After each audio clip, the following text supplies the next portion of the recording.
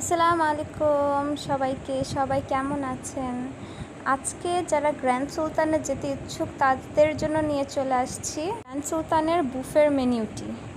কি খাবার ছিল এটার মেন লাঞ্চ বুফেতে। তো যেহেতু লাঞ্চ, সবচেয়ে আগে চলে যাব রাইসের দিকে। আমাদেরকে সার্ভ করা হয়েছিল রাইস অ্যান্ড খিচুড়ি। আমি প্রথমে রাইস নিয়েছিলাম, বাট দেন ভাবলাম খিচুড়িটাই ট্রাই করে দেখি, অ্যান্ড আই ওয়াজ ইমপ্রেসড। আসলে খিচুড়িটা অনেক মজা ছিল।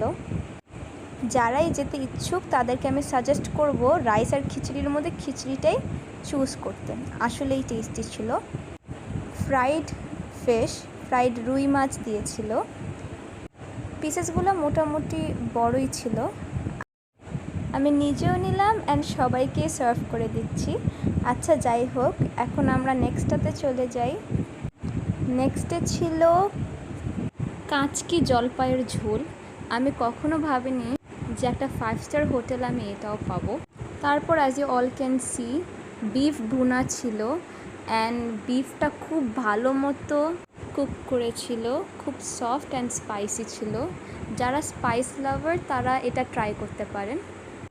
নেক্সট ছিল চিকেন কারি, আর সেদিন আমার চিকেন একদমই খেতে ইচ্ছে হচ্ছিল না।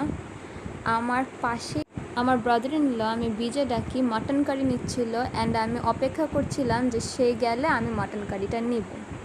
কারিটা ইয়াম্মি ছিল, কিন্তু হাড্ডি বেশি ছিল। এখন চলে আসে স্যালাড সেকশন। প্রথমেই ছিল ফ্রেশ ভেজিটেবল চিকেন স্যালাড, তারপর ছিল beef and green papaya salad and chicken Hawaii salad, mustard vinegar, গার্লিকের আচার, চিলি, অনিয়ন। বেস্ট পার্ট হচ্ছে যে ক্যাভিয়ার ছিল।